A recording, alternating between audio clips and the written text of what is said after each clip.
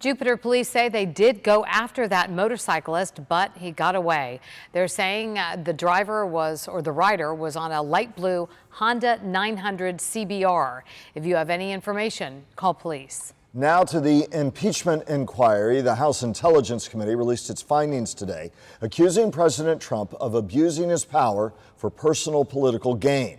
The president blasting the investigation centered around a call he made to the Ukrainian president in July, and he blasted it on the world stage at the NATO summit in London. Alice Barr has the latest from Washington. Do you swear or affirm that the testimony you're about Tonight, a major step forward in the impeachment inquiry. The House Intelligence Committee voting down party lines to approve a 300-page report of its findings that reads more like an indictment, declaring, quote, the evidence of the president's misconduct is overwhelming, and so too is the evidence of his obstruction of Congress. The President of the United States solicited foreign interference in our election and used the power of his office to get his political dirty work done.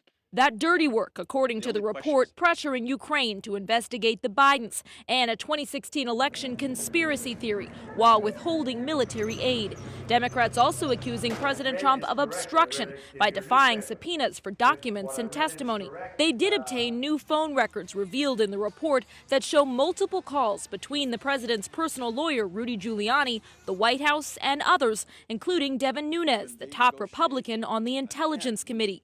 The president, meanwhile, blasting Democrats for pushing ahead with the impeachment process while he's overseas at the NATO summit. The impeachment hoax is going nowhere. The Republican Party has never been so unified as it is right now. Republicans putting out a 123-page rebuttal before the committee's report was even released and holding a press conference during the vote to approve it. The Democrats essentially stacked the deck in their favor. And despite the fact that they did this, they now have come out of this and fundamentally failed to prove their case. Tomorrow, the House Judiciary Committee holds its first hearing with legal experts testifying about the possible grounds for impeachment, shifting the process from the fact-gathering phase to lawmakers deciding what to do about it. Alice Barr, NBC News, Washington. Another big political story tonight. California Democratic Senator Kamala Harris has ended her 2020 presidential bid. Harris acknowledged financial pressures led her to the decision. She simply did not have the money to go on with the campaign.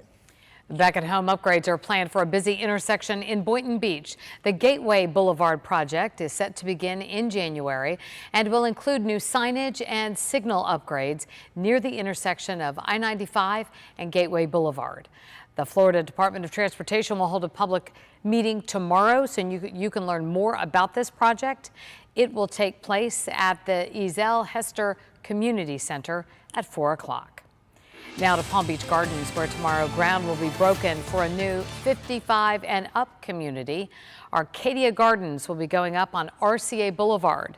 The community is scheduled to feature a 15,000 square foot clubhouse, a pool, dog park, pickleball, and more. A heads up, you might see or smell smoke near Stewart tomorrow. The Florida Department of Environmental Protection says a prescribed burn is planned for Sea Branch Preserve State Park. The burn's expected to cover about 200 acres of scrub just north of the park's picnic area. A new potentially life-saving addition on the Treasure Coast, and it could change what you do when you have an emergency. Stand up! Fight back! Stand up! Fight back!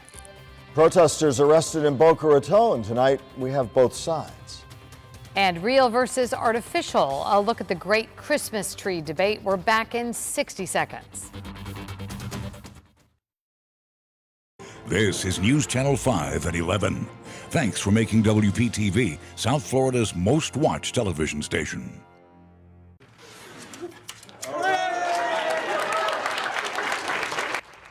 There's a new emergency room on the Treasure Coast. A ribbon-cutting ceremony was held tonight for Lawnwood Regional's new freestanding ER in Vero Beach. The $10 million facility features a dozen beds along with X-ray and CT scan capabilities. Another benefit, getting people the care they need closer to home. We're able to get people care in their area where they live so we can get them care faster. We have a commitment to be able to see patients by a physician in an expedited time frame. The ER replaces the old Quilted Giraffe restaurant on US 1.